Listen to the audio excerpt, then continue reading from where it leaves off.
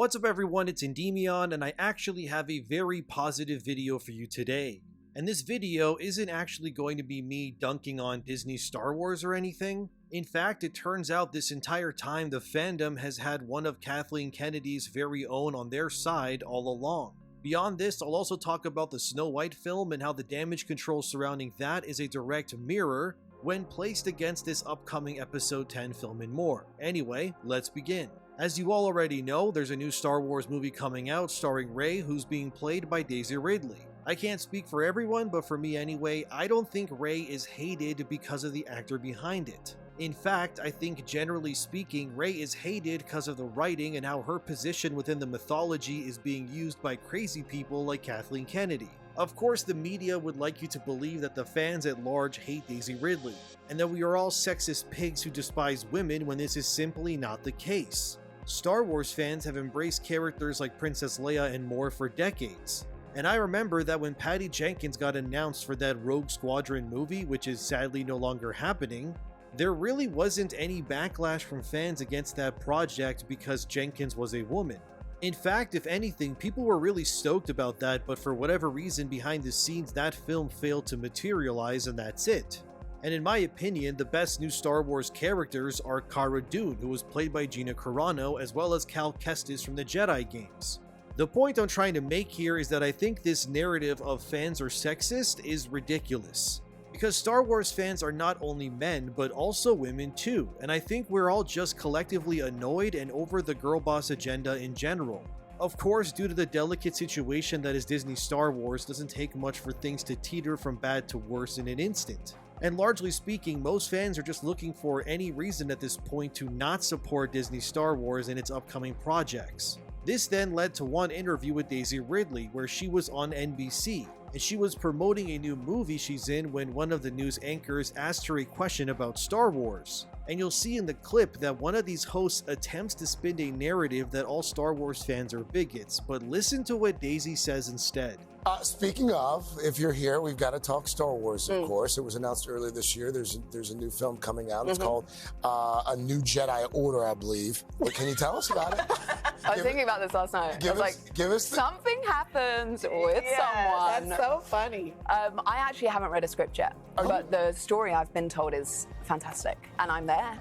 I'm in it. Daisy, that's a really good answer. Good job. Oh, your publicist, your whole entourage, they're all smiling. That's it? That's all you can tell us? You're going to make it blush. It's great. I'm getting warm. It's a very worthwhile story, and I think Charmine's going to do an amazing job. That's so Speaking funny. of Charmine, I just have to ask, because there are some of the, I'd say, extreme Star Wars fans who have made this a conversation on the internet about how they don't want a female director. Which seems bizarre because episodes of The Mandalorian were directed by females. I mean, Kathleen Kennedy has been overseeing all of this. So, what is your take on that? I think my take is things get blown out of proportion, and the interactions I've ever had with people have been nothing but wonderful and supportive. And honestly, the day we announced that I was coming back at Celebration last year, you cannot imagine the joy and goodwill in that room. So I've only ever been embraced, and I think we're going to make a great film and people will love it. Cannot wait. Tell us more about the film itself. As you can see, Daisy wasn't having it, and instead Uno reverse carded the host's negativity back at them with grace. And genuinely, I'm not kidding, this is probably one of the best answers and attitudes someone so deeply interwoven into Star Wars currently could make. This then leads me to this article titled Daisy Ridley Runs Massive Damage Control for Disney. Says claims that Star Wars fans are sexist have been blown out of proportion. And in a surprising twist of events, Daisy Ridley actually believes that the only way to fix the perception of Star Wars is to stop attacking the fan base and instead embrace them and listen to their problems and try to come to an understanding. Weirdly enough, it's the actor behind the concept of Mary Sue that ended up being the most understanding and nice of them all. Daisy also back in 2019 even openly admitted via this article from Yahoo Movies that she completely understands if fans were mad with The Last Jedi when it came out. Daisy states in that interview from years ago that everyone's opinions on Star Wars are valid and she totally gets it if things aren't what certain fans want from Star Wars. She also wasn't surprised by the backlash towards The Last Jedi. And as Daisy puts it bluntly, everyone's going to have an opinion now anyway on the internet, but I also think it's fair. This is actually the right mentality to have here, and frankly, the more I'm reading and unearthing surrounding Daisy, the more it genuinely seems that she's not the issue when it comes to Disney Star Wars. In fact, she's likely more on our side than Disney's than she would care to admit, which of course she can't openly say, hey, yeah, I think the movies are bad and Disney is wrong, because, you know, franchise opportunities, career, and all of that. I get it. But that's why I'm here. I'm likely already blacklisted by Disney. And I wouldn't be surprised if the moment I stepped on Disneyland grounds, Kathleen Kennedy would issue a kill order to get me taken out Batman Arkham Origins style in an instant. So while Daisy can't speak against her employer, I sure can, and it's very clear that she's not the issue here. Rey is not a bad character because of her actor. Rey is a bad character because of the puppet master pulling the strings and forcing this IP into a dire place, which is of course Kathleen Kennedy and Disney's executives in general.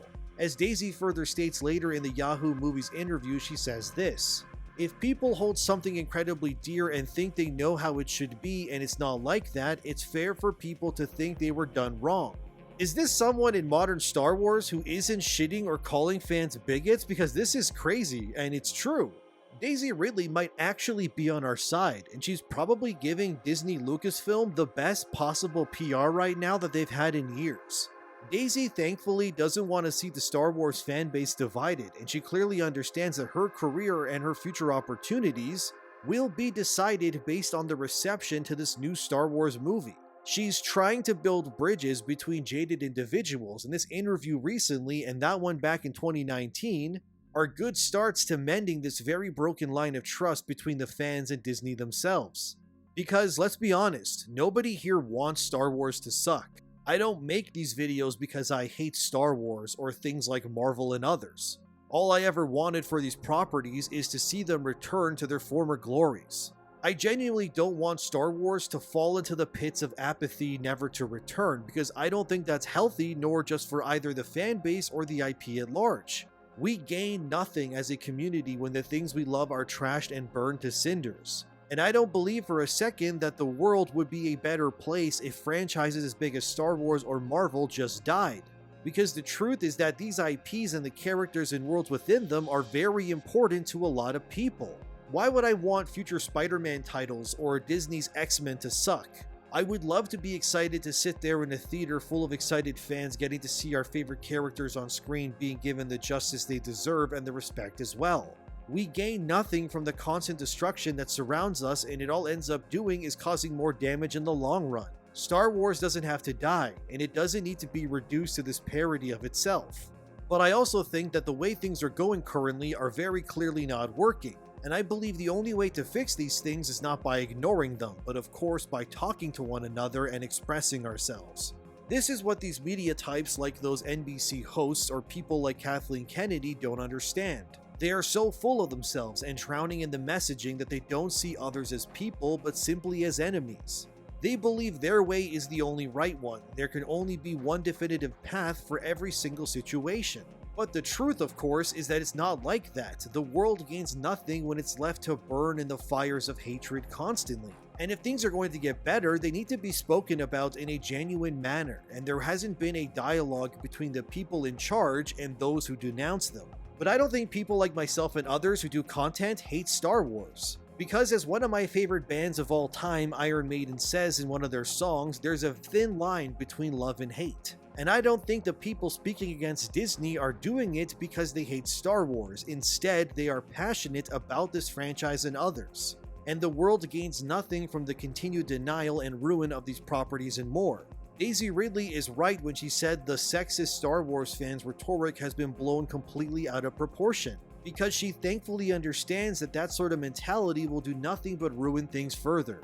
And she's clearly excited as well, considering from bounding into comics we have this article titled, Star Wars lead Daisy Ridley says Sharmina Boyd-Chinoy's idea for Rey's film story is cool as shit and worthwhile. While speaking to Variety about her upcoming film, Sometimes I Think About Dying, of course Daisy was then asked questions about Star Wars. And she was asked by Variety's interviewer, whose name is Rebecca Rubin, about the director of this upcoming film, who of course you all know already is Sharmina Boyd-Chinoy, a Pakistani filmmaker who has openly admitted that everything she makes is drowned in political messaging, and she loves making men uncomfortable according to her own words. Variety basically tried to set up Daisy the same way NBC News did to get some spicy information out of her, to maybe twist the narrative by asking her about Star Wars having a mainline film getting a woman of color to direct it. They wanted Daisy to desperately say something where she ends up blasting the fans. But instead, she said in response, "I'm excited to do the job, but not because Charmin is a woman.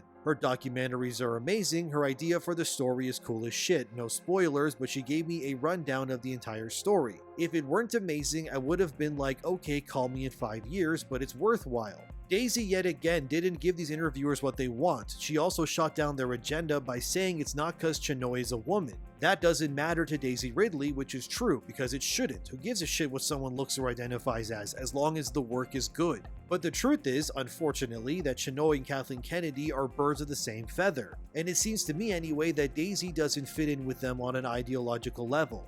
And it's unfortunate that the career of a promising young actor like Daisy is being leveraged and potentially sabotaged to meet the demands of two old and bitter women like this. Of course, as far as we know anyway, there isn't even an actual script yet for this movie. And Daisy Ridley even confirmed she hasn't actually sat down to read a physical script of this supposed episode 10 yet. So as of now anyway, this entire Star Wars saga is essentially a giant puff of smoke with nothing materializing, as of yet anyway. What we know so far anyway is that we have an actor unfairly being targeted by woke activists that want her to slip up being the face for an agenda she likely doesn't agree with. Of course, people will likely say, then why doesn't she just leave? But the truth is that it's next to impossible to get opportunities like leading a Star Wars movie these days. These sorts of roles don't just fall into your lap like this every other day. Also, Daisy is likely willing to weather the storm since allegedly she's being paid around $12 million to star in this new movie as well. Daisy's obviously not a business-savvy person, and like any actor, she's just happy to have work, especially a role that pays this much. Disney, after all, needs this to be a massive hit, since that hostile takeover of Disney is still happening. And it was revealed by Valiant Renegade, who's a friend of the channel, that Netflix made almost as much as Disney in total in 2023. That might not sound that impressive to you, so let me break it down a little.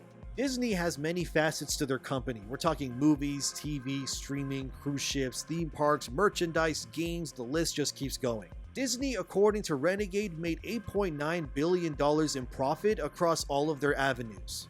Netflix made $6.95 billion in profit in 2023, which is, yes, around $2 billion less than Disney, but remember that Netflix doesn't have theme parks, cruise ships, and all of that. They are just a streaming service, yet even then they almost made as much as Disney did in the same year with way less business operations going on at once. So while someone out there might see this as a gotcha against Netflix and saying, look, Disney is doing well, they really aren't. They had to spend apparently around $20 to $30 more billion in making stuff compared to Netflix, and this only resulted in $2 billion in extra revenue. To put it simply, if you gotta spend $500 to make an extra $200, but the guy beside you only has to spend $50 to make $200, who's really winning? The answer is clear, obviously. According to that whole takeover story, Nelson Peltz demands that Disney lower their costs and achieve profitability akin to Netflix by 2027, but that's very unlikely. Especially when they have upcoming stinkers like Snow White, which according to rumors from that park place, Disney is reducing Rachel Zegler's screen time in that movie. Which is weird, of course, considering the movie is called Snow White and that's who she's playing. Apparently, Disney is terrified of how badly this movie will do because of Zegler's comments, which are still relevant today. And their solution is to reduce her screen time as much as humanly possible by resorting to things like flashback sequences where Snow White is a child. This means, as of now anyway, this Snow White film will essentially now star two people playing the same character. And the younger actor playing Snow White is simply there to pad out screen time, if you can believe it. So Disney, in a last-ditch attempt to save Snow White so far, is to kill the audience with cuteness by using a small adorable girl to play Snow White in order to pad out and remove Rachel's screen time. That's crazy, dude, and honestly pretty pathetic too. Maybe if Zegler took some lessons from Daisy Ridley, Disney wouldn't be in this situation, but it's too late now anyways. Everything is cooked and ready to be served, but it doesn't seem like people are wanting to eat what Disney is selling. I feel bad for Daisy Ridley. She doesn't deserve the hate she's getting, and kudos to her for actually standing up to these freaks. and putting them in their place while also jabbing at her employer as well to certain degrees. Nobody wins if Star Wars and other franchises just outright die. I know these things have long languished in the pits of apathy, and I know people always criticize me for having hope, but I can't help it. No matter how bad things get, I'm a firm believer you can turn things around if you have the will to do so.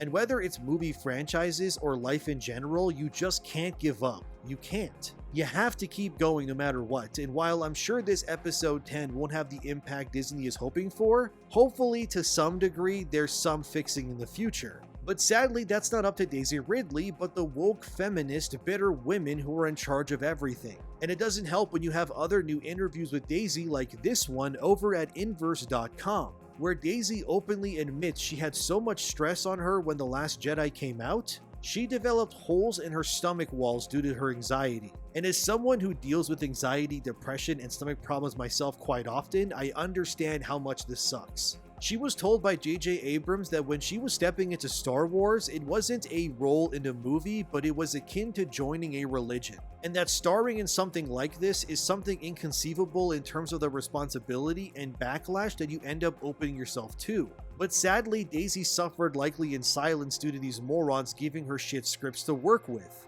I honestly don't blame anything that's happened with Rey and more to be Daisy's fault. This failure falls squarely on the shoulders of Lucasfilm and Disney alone. And I guarantee people have gone out of their way to not watch films starring Daisy Ridley simply because they can't remove her face from the agenda that Disney pushes. It's not fair in any way to her or her career. Which, besides the money being thrown her way, I can't understand beyond that why she would open herself to such a thing like this to happen to her all over again.